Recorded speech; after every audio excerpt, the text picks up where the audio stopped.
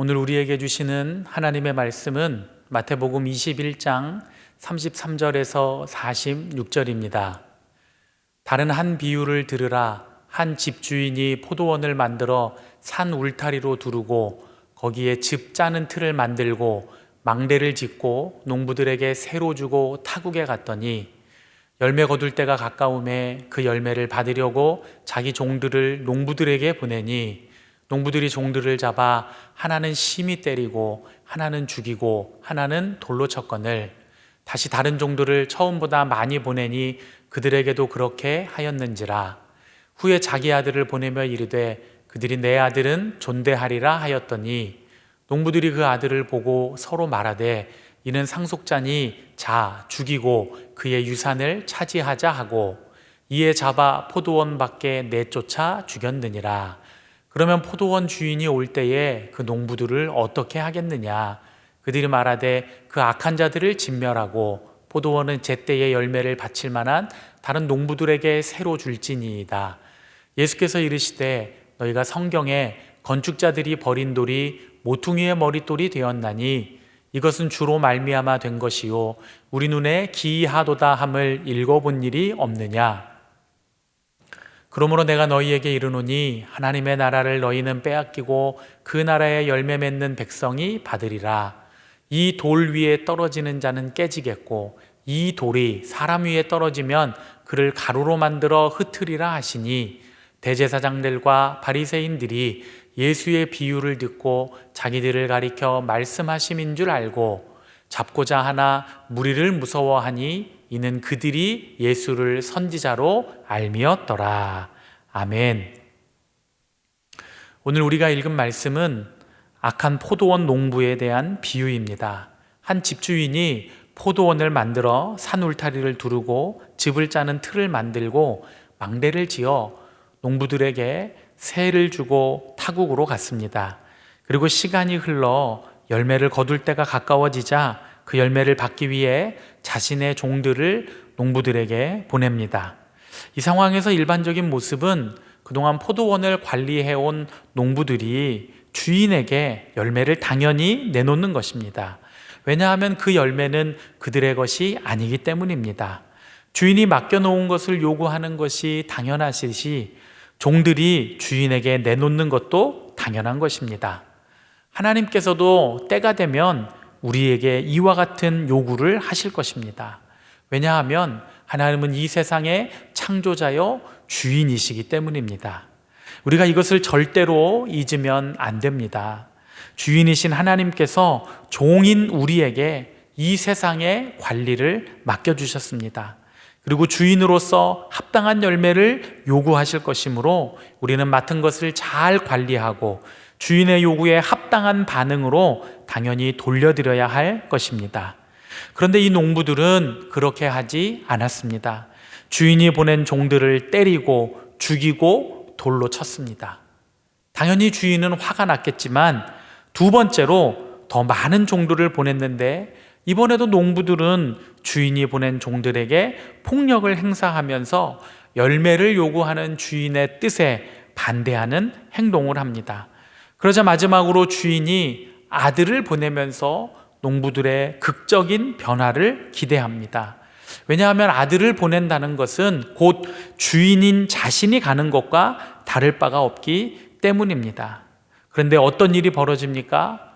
오히려 주인의 아들을 죽여서 이 포도원 전체를 우리가 차지하자 이렇게 말하고 실제로 그렇게 했습니다.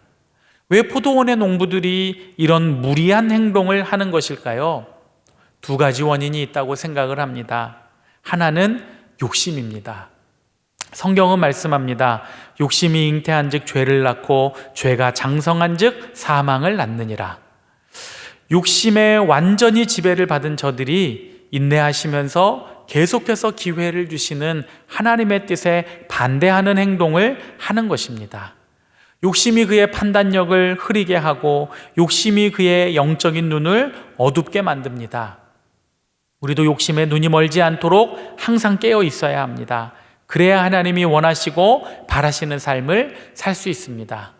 이 본문에서 하나님이 보내신 종들은 그동안 하나님께서 계속해서 보내었던 수많은 선지자들을 의미합니다. 하나님께서 이스라엘 백성들을 사랑하셔서 저들이 깨닫도록, 저들이 돌아오도록, 하나님의 백성답게 살도록 계속해서 수많은 선지자들을 보내셨지만 그들은 선지자들을 거부했습니다. 또 지금 아들이신 예수님이 그들 앞에 와 있는데 과연 그들은 예수님을 어떻게 대하고 있을까요? 그들은 왜 예수님을 진정한 메시아로 받아들이지 못하고 있는 것일까요? 두 번째로 농부들의 무리한 행동의 또 다른 원인은 저들이 하나님이 어떤 분이신지를 모르기 때문입니다. 하나님은 온 세상의 창조자요 주인이십니다. 또한 사랑이 많으셔서 인내하시면서 기회를 주시는 분입니다. 그러나 여전히 깨닫지 못하고 변화되지 않는 이들을 심판하시는 분입니다. 저들이 하나님을 제대로 알았다면 결코 하지 않았을 행동을 하는 이 사람들의 어리석음, 바로 이것이 결국 문제입니다. 우리도 하나님을 바르게 그리고 깊이 알아야 하겠습니다. 하나님이 어떤 분이신지를 알아야 우리가 하나님이 원하시고 바라시는 모습으로 살 수 있습니다. 예수님은 오늘 이 비유에 등장하는 농부들의 실체인 유대의 종교 지도자들이 하나님께 심판을 받아 버림받을 것이라고 말씀합니다. 43절입니다. 그러므로 내가 너희에게 이르노니 하나님의 나라를 너희는 빼앗기고 그 나라에 열매 맺는 백성이 받으리라. 이 말씀을 들은 후에야 대제사장들과 바리새인들은 예수님의 비유가 자신들을 향한 것임을 알고 예수님을 잡고자 했지만 예수님 곁에 있는 백성들을 두려워하여 실행에 옮기지 못했습니다. 오늘 우리의 사명은 주인이신 하나님께서 우리 각자에게 맡기신 일들을 잘 감당하여 그 열매를 돌려드려야 할 때가 되면 온전히 돌려드리는 것입니다. 이 사명을 잘 감당하기 위해 항상 깨어있는 믿음의 성도들이 되시기를 바랍니다. 그리고 심판이 아니라 항상 하나님의 사랑과 은혜 안에 거하며 승리하는 우리 귀한 믿음의 성도들 한 분 한 분 되시기를 간절히 축원합니다. 이 시간 우리가 한번 합심해서 기도하겠습니다. 하나님이 모든 것의 주인이심을 분명하게 깨닫고 고백하고 살아가게 하여 주시옵소서. 하나님이 바라시고 원하시는 열매를 거두어 마땅히 돌려드리는 삶을 살게 하여 주시옵소서. 심판이 아니라 하나님의 사랑과 은혜 안에 날마다 거하는 복된 삶을 살게 하여 주시옵소서. 우리 이 시간 합심해서 기도하겠습니다. 사랑과 은혜가 풍성하신 아버지 하나님, 주님의 크고 놀라우신 은혜와 사랑을 감사합니다. 오늘 주님의 말씀을 통하여서 하나님이 모든 것의 주인이심을 분명하게 깨닫고 고백하고 살아가게 되었습니다. 하나님, 저희들이 이 일을 잘 감당할 수 있기를 원합니다. 저희들이 어떻게 하면 하나님께 영광을 돌리며 하나님이 원하시고 바라시는 삶을 살 수 있는지 더욱더 고민하고 또 실천하고 적용하여 하나님의 자녀답게 살아가는 저희들 되게 하여 주시옵소서. 이 세상을 살면서 하나님께서 저희들에게 맡겨주신 것, 저희들에게 바라시는 것이 있습니다. 그것을 잘 감당하여 하나님이 바라시고 원하시는 열매를 거두어 마땅히 돌려드리는 저희들 되게 하여 주시옵소서. 그러므로 하나님이 원하실 때 내어드리고 하나님이 바라실 때 기꺼이 그것을 올려드릴 수 있는 저희 모두가 되게 하여 주시옵소서. 또 하나님은 심판이 아니라 하나님의 사랑과 은혜 안에 날마다 거하기를 간절히 원하고 계시기 때문에 저희들이 그 은혜 안에 거하는 삶으로써 하나님의 더 큰 사랑과 은혜를 마음껏 받아 누릴 수 있도록 아버지 하나님 붙잡아 주시옵소서.